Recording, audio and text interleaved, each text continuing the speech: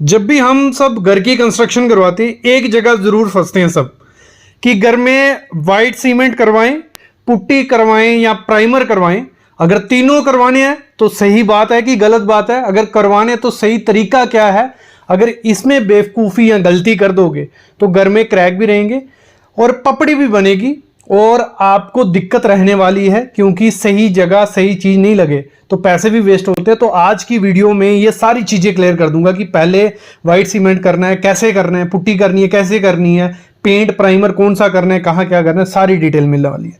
शुरू करते हैं किससे, जब हमारा प्लास्टर होता है, हमारी दीवारें नहीं है, उन पर कुछ भी नहीं हुआ है, तो पहला काम क्या करना है, प्लास्टर के बाद हमारी दीवारें, जब प्लास्टर आपका होता है ना उसके बाद 10 से 12 दिन उस दीवार को छोड़ दो, सूखने दो। जब आपका तराई वराई दीवार पे हो जाती है तो सबसे पहला काम होता है वाइट सीमेंट का। अब काफ़ी लोग करवाते हैं, काफ़ी नहीं करवाते हैं। देखो वाइट सीमेंट का काम क्या है, अगर दीवार पे वाइट सीमेंट आप करवाते हो, अगर दीवार में ऊबड़ खाबड़ प्लास्टर अगर सही से नहीं हुआ, एक तो आपका सही से वाइट सीमेंट उसको ख़त्म कर देगा। सीलेंस की समस्या नहीं चाहिए तो वाइट सीमेंट मस्ट करवाओ।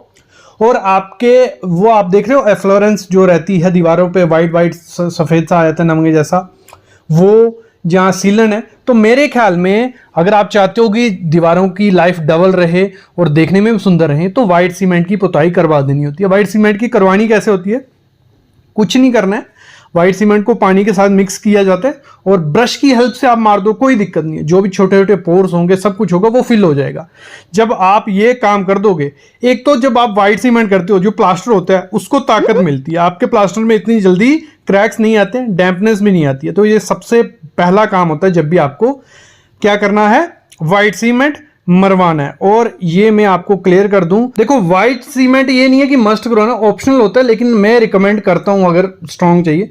और जब आपने वाइट सीमेंट मरवा लिया दीवारों पे 24 घंटे के लिए उसको छोड़ दो, सूखने दो। फिर हमारा क्या काम शुरू होता है, पुट्टी लगाने का। देखो जब हमने वाइट सीमेंट मारा होता है, पुट्टी के 2 कोट की जरूरत होती है, तीसरे कोट की जरूरत ही नहीं पड़ती। पुट्टी की क्वांटिटी भी कम लगती है जब हमने वाइट सीमेंट मारा होता है। जब हमारा एक बार वाइट सीमेंट हो गया उसके बाद क्या करना है, आपको पुट्टी का एक लेयर करनी है। कितने, 24 घंटे या 2 दिन बाद आप शुरू कर दो, एक करनी है। और 1 से 1.5 mm ज्यादा मोटी पुट्टी अगर करोगे तो आपको दिक्कत आने वाली है। तो वाटरप्रूफ पुट्टी आजकल आ गई है, वो करवाओ, कोई दिक्कत नहीं है। और 1 से 1.5 mm ही मोटी रखना और 6 से 8 घंटे उसको छोड़ दो, मतलब 6 से 8 घंटे उसको सूखने दो। जब आपने कर ली उसके बाद जो 400 से 600 ग्रिड नंबर आता है हमारा सैंड पेपर, ठीक है, उससे उसको घिस लो थोड़ा। जब उसको घिस लोगे तभी दूसरा उसके ऊपर क्या करना, कोड मारना। और यहां सबसे बड़ी गलती होती है, लोग क्या करते हैं ठेके पे दे देते हैं, जैसे भी वो पहला कोड मारते हैं, थोड़े बहुत 1-2 जगह घिसा आपको दिखाने के लिए, और फिर सेकंड कोड मार देते हैं। और सबसे बड़ा कारण वही होता है कि आपके घर की जो पुट्टी होती है वो पपड़ी बन के निकलने लग पड़ती है। फिर बोलते हो कि पुट्टी नहीं करवानी है, वो पपड़ी बन के निकल जाती है। यही मेन कारण होता है। जब 6 से 8 घंटे छोड़ दिया, उस पर हमने सैंड पेपर मार लिया, उसके बाद दूसरा कोड मारना है। देखो हमेशा जब भी एक तरीका होता है पुट्टी मारने का, जब भी चेक करना, जो आपका पहला कोड होगा वो लगा लो आपने नीचे की तरफ मारा उसको, ठीक है, मतलब जहां ऊपर की तरफ मारा, ऊपर मारा।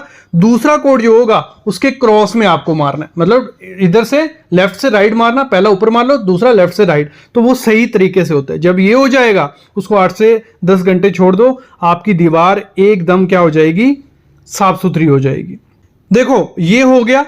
अब जब हमारी पुट्टी हो जाती है फिर आपको प्राइमर मस्ट मरवाना है। अगर प्राइमर नहीं मरवाओगे तो आपका पेंट की क्वांटिटी बहुत ज्यादा लगने वाली है। तो प्राइमर क्या है, देखो 2 किस्म के हम क्या करते हैं, प्राइमर हम यूज करते हैं। देखो इसमें एक होता है वाटर बेस्ड, दूसरा होता है हमारा सीमेंट या वेदर प्राइमर जिसे बोला जाता है। देखो वाटर बेस्ड जो एक्रेलिक प्राइमर होता है वो इंटीरियर के लिए रखना, और जो हमारा सीमेंट या वेदर प्राइमर होता है वो एक्सटीरियर के लिए। सिंपल भाषा में समझो पहले। देखो 2 किस्म के हम पेंट करवाते हैं जिनकी क्या क्वालिटी अच्छी होती है। एक होता है इमल्शन पेंट, एक होता है हमारा डिस्टेंपर या एनामेल बोला जाता है।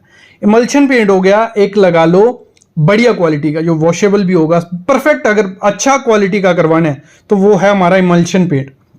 अगर थोड़े टाइम के लिए करवाना है या बजट थोड़ा कम है तो उसके लिए डिस्टेंपर या एनामेल बेस्ट है। लेकिन प्राइमर कौन सा करना है, इस पे हमारा बात क्या ही चल रही है कि हमें प्राइमर कौन सा करना है। देखो वाटर वेस्ट जो प्राइमर रहता है वो आपको इंटीरियर में करना है, और साथ में आपको क्या करना है जब आपको इमल्शन पेंट करवाना है। और ऑयल बेस्ड कब करना है, वो आपको करवाना है जब आपको डिस्टेंपर या एनामेल करवाना है। तो ये चीज़ क्लियर होगी। एक कोट आपको प्राइमर मारना ही मारना है।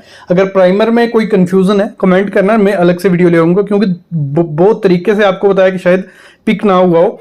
तो फिर जब हमारा प्राइमर हो जाता है उसके बाद हमारा मेन काम, लास्ट काम जो होता है वो होता है पेंट का।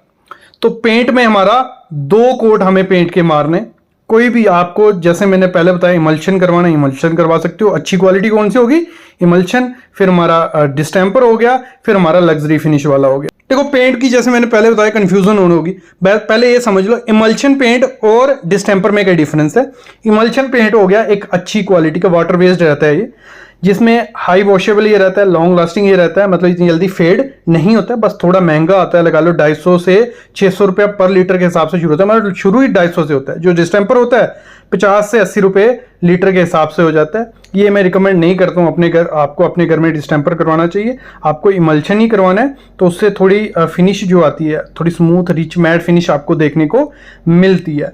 तो ये प्रोसेस पूरा रहता है। पहले प्लास्टर हो जाता है, 24 घंटे रुकना है, 24 क्या मैं बोलता हूँ 20 से 21 दिन रुकना है। क्यूरिंग होगी, उसके बाद 10 दिन रुको, उसके बाद व्हाइट सीमेंट करो। ऑप्शनल है लेकिन रिकमेंड करता हूँ व्हाइट सीमेंट मस्ट करवाने ही करवाना है। उसके बाद 2 कोट पुट्टी करो, फिर 1 कोट पुट्टी के दौरान आपको उसकी चॉकिंग करनी है, जैसे हम घिसते हैं। पुट्टी का एक अल्टरनेट और होता है। पुट्टी अगर आप चाहते हो और अच्छी क्वालिटी लानी है तो पीओपी भी कर सकते हो। पीओपी पनिंग जिसे बोला जाता है, तो पीओपी पनिंग भी होती है। पुट्टी की जगह पीओपी पनिंग भी कर सकते हो। पुट्टी या पीओपी का पनिंग के बाद हमारा प्राइमर होता है, फिर हमारा पेंट होता है। ये पूरा सही पैटर्न होता है। आपके घर को, दीवारों को एक तो लाइफ मिलती है, दूसरा सही तरीके से फिनिशिंग आपके घर में आती ही आती है। देखो एक ये तरीका होता है, आप ऐसे कर सकते हो। दूसरा है कि आपका प्लास्टर हुआ, उस पे आप वाटरप्रूफ प्राइमर मार दो। वो मैं बता देता हूँ है क्या, कैसे लगाना है।